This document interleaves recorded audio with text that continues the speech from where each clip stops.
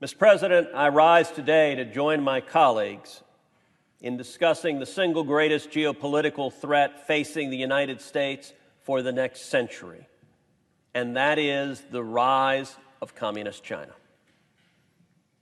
We are right now months into a deadly global pandemic that has sickened over 14 million people worldwide and has taken the lives of over 600,000 people. And why are we in the midst of a global pandemic? Because the Chinese Communist Party deliberately lied to the world, covered up the outbreak, and allowed it to spread.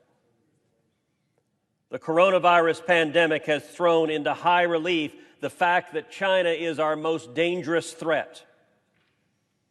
For 8 years in the U.S. Senate, I have worked hard to lead the fight to address the threat of Chinese communist power and aggression and hostility head on,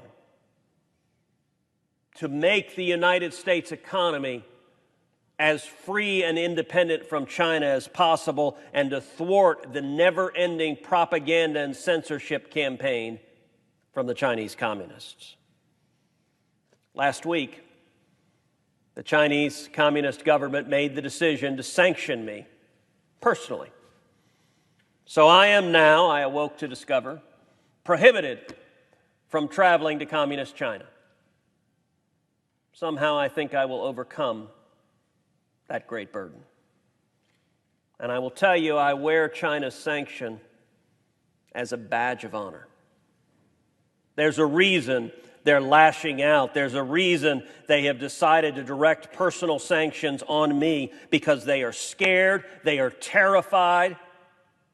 The Chinese communists are murdering, lying, torturing tyrants.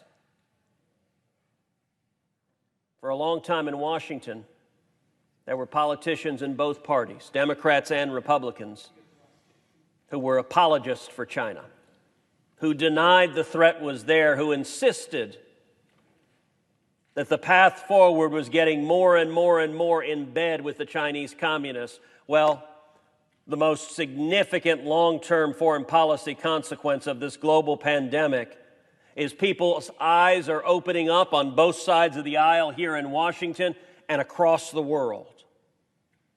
One need look no further than the United Kingdom reversing its decision to allow Huawei to build their telecom infrastructure to understand how China's mendacity has been revealed to the world.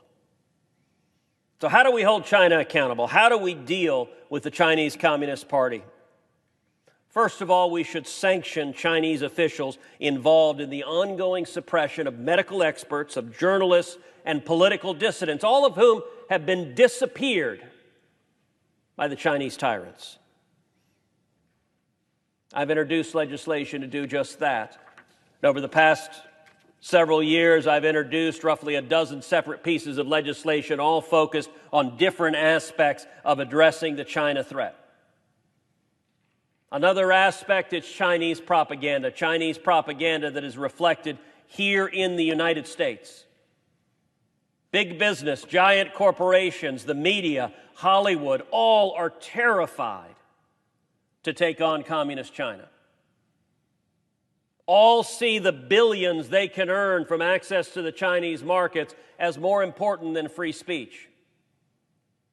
With respect to Hollywood, sadly, too many movie producers here in the United States have been perfectly content to allow the Chinese communists to censor American movies.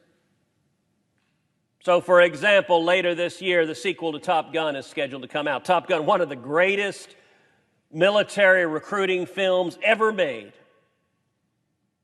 Well, the sequel now, on Maverick's bomber jacket on the back, the flag of Taiwan has been removed. And the flag of Japan, both the Chinese overlords deemed offensive. And our heroic First Amendment champions in Hollywood dutifully complied with censorship. By the way, it needn't just concern geopolitical affairs in Asia. Another Hollywood movie, Bohemian Rhapsody, a fabulous biopic of Freddie Mercury, the lead singer for Queen. The Chinese censors decided it offended their sensibilities to have scenes in the movie that revealed that Freddie Mercury was homosexual. Now, I ask you to pause for a second and ask, how on earth do you tell Freddie Mercury's life story without including the fact that he was gay? It was integral to who he was. And yet Hollywood, who on so many other issues are glad to be woke social justice warriors, dutifully complied when the Chinese censors said, take it out, and they deleted the scenes from Bohemian Rhapsody. Well, I've introduced legislation in this body called the Script Act that will impose consequences when American companies allow the Chinese government to censor our films. The consequences are simple. We don't have the power as the government to impose direct negative consequences. But what we do have the power to do is use the incentives we have, namely, lots of movies borrow federal assets. You go watch a movie and you see a plane or a ship or a tank. You go watch a movie that's on the border and you see DHS assets. All sorts of federal agencies allow movies to use equipment that is the property of the federal government. The Script Act is very simple. It says if you're going to allow the Chinese communists to censor your movie, the federal government is not going to loan you our equipment and materiel. We're not going to facilitate making a movie if you're going to give the Chinese communists the editing and censoring pen. Not only do the Chinese communists engage in propaganda in Hollywood, they also engage in espionage and propaganda on our university campuses, a very deliberate, systematic effort to steal and deceive. In the National Defense Authorization Act for fiscal year 2019, I was proud to secure a funding prohibition for the Department of Defense from funding universities where the money could go to a Confucius Institute. As a result of that bipartisan legislation that earned support from Republicans and Democrats, 17 Confucius Institutes have been shut down. When it comes to our supply chain, we have seen in recent months the incredible foolishness of allowing the American supply chain to be dependent on China. Medical equipment, pharmaceuticals, PPE. In the midst of this pandemic, one Chinese government state-controlled newspaper explicitly threatened to cut off life-saving pharmaceuticals to the United States of America as a tool of economic warfare. Well, Mr. President, if they were to do that, that wouldn't just be economic warfare. That would be actual warfare. That is literally threatening the lives of millions of Americans. We need to break our supply chain dependence on China, especially concerning critical infrastructure. And I've introduced a host of legislation designed to do so with respect to pharmaceuticals, with respect to critical minerals. We have to keep the American people's lives and safety not dependent upon the whims of communist China. And a final point right now. In China today, there are roughly 1 million Uyghurs in concentration camps. An Orwellian-style dystopian government where the government has all power to monitor what you say, to monitor who you talk to monitor your beliefs. And I introduced legislation to impose sanctions on any American technology companies that facilitate the monitoring and oppression of the Chinese people.